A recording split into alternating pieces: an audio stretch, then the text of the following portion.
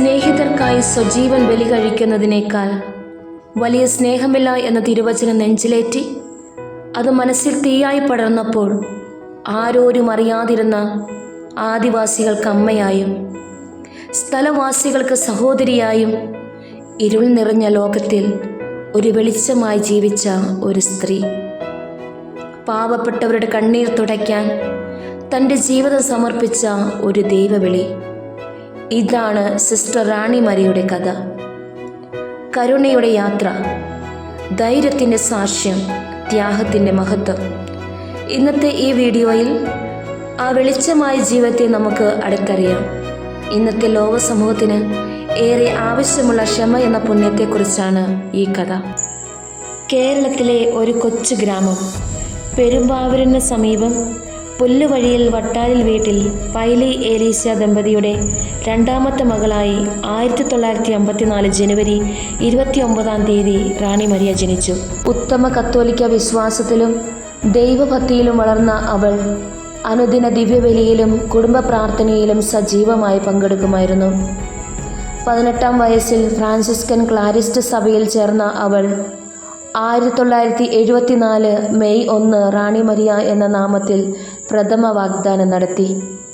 ഉത്തരേന്ത്യയിലെ പ്രേക്ഷിത പ്രവർത്തനങ്ങളിലെ സാഹസതയും അനിവാര്യതയും ബോധ്യമായ അവൾ പ്രയാസങ്ങളെയും എതിർപ്പുകളെയും ബുദ്ധിമുട്ടുകളെയും തരണം ചെയ്ത് ഉത്തർപ്രദേശിലെ ബിജ്നോറിൽ പ്രേക്ഷിത പ്രവർത്തനങ്ങളിൽ ഏർപ്പെട്ടു. 8 വർഷത്തോളം തൻ്റെ വാക്കുകളിലൂടെയും പ്രവർത്തനങ്ങളിലൂടെയും പാർശ്വവൽക്കരിക്കപ്പെട്ടവരുടെ ഉന്നമനത്തിനായി അത്യധികം പ്രയത്നിച്ചു. തുടർന്ന് 9 വർഷം മധ്യപ്രദേശിലെ സത്ന രൂപതയിൽ പ്രേക്ഷിത വേലയിൽ വ്യാപരിച്ച് ഗോത്രവംശരുടെ ഇടയിലും യുവതലമുറയുടെ വിദ്യാഭ്യാസത്തിലും അവൾ നടത്തിയ സുദീർഘ പ്രയത്നങ്ങളിൽ ആകർഷകരായി ഒത്തിരി പേർ ക്രൈസ്തവ വിശ്വാസം സ്വീകരിച്ചു. പാവപ്പെട്ട സ്ത്രീകൾക്ക് സ്വയം സഹായ സംഘങ്ങൾ രൂപീകരിച്ചു. അവർക്ക് വിദ്യാഭ്യാസം, ആത്മവിശ്വാസം, അവകാശബോധം നൽകി. അടിമത്തത്തിൽ കുടുങ്ങിയവരെ സ്വാതന്ത്ര്യത്തിലേക്ക് നയിച്ചു. എന്നാൽ സമൂഹത്തിലെ ദുർബല ജനവിഭാഗങ്ങൾ വിദ്യാഭ്യാസത്തിലൂടെ ഉയരുന്നതും അവരുടെ സ്ത്രീശക്തി വ്യാപിക്കുന്നതും കണ്ട് ശക്തമായ ജാതി വ്യവസ്ഥ കൂടിക്കൊണ്ടിരുന്ന ആ നാട്ടിലെ ജന്മികൾ ഭീതിയിലാകുകയും സിസ്റ്ററിനെ പിന്തിരിപ്പിക്കാൻ ശ്രമിക്കുകയും ചെയ്തു. എന്നാൽ സാധാരണക്കാർക്ക് വേണ്ടി ജീവിതം ഉരിഞ്ഞുവെക്കാൻ നിശ്ചയിച്ചിരുന്ന സിസ്റ്ററിൻ്റെ മനസ്സ് മാറില്ലെന്ന് കണ്ട് ജന്മികൾ ഗുണ്ടകളെ അയച്ച് സിസ്റ്ററിനെ കൊലപ്പെടുത്താൻ തീരുമാനിച്ചു. ഉദയനഗരിയിലെ സ്നേഹസദൻ കോൺവെൻറ്റിൽ നിന്നും സിസ്റ്റർ റാണി മരിയ കേരളത്തിലേക്കുള്ള യാത്രയ്ക്കൊരുങ്ങി. ആ യാത്രയിൽ മാതാപിതാക്കളെയും കുടുംബങ്ങളെയും സന്ദർശിക്കുക എന്നതായിരുന്നു ലക്ഷ്യം. ഈ യാത്ര ശത്രുക്കൾ മണത്തറിഞ്ഞു.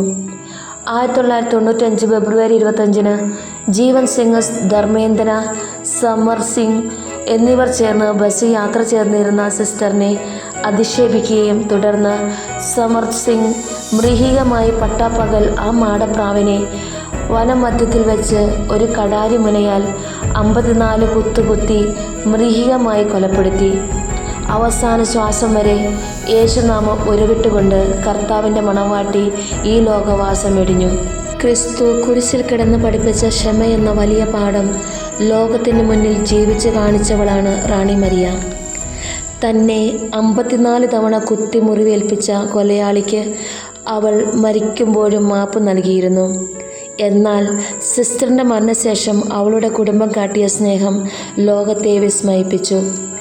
മരണശേഷവും റാണി മരിയ അത്ഭുതങ്ങൾ പ്രവർത്തിച്ചു. സിസ്റ്ററിൻ്റെ കുടുംബം തൻ്റെ കൊലയാളിയോട് ക്ഷമിച്ചു. ലോകത്തിന് തന്നെ മാതൃകയായ ഒരു വലിയ ക്ഷമയുടെ ചരിത്രം അവിടെ കുറിക്കപ്പെട്ടു. ഇന്ന് സിസ്റ്റർ റാണി മരിയ ഭാരത സഭയിലെ വാഴ്ത്തപ്പെട്ടവളാണ്. 2017 നവംബർ 4 വാഴ്ത്തപ്പെട്ട രക്തസാക്ഷിത്വ മകുടം ചൂടിയ പ്രഥമ ഭാരതീയ വനിതയായി സിസ്റ്റർ റാണി മരിയ ഉയർത്തപ്പെട്ട ശുശ്രൂഷകളിൽ പങ്കെടുക്കാൻ സമർ സിംഗ് സന്നദ്ധനായിരുന്നു.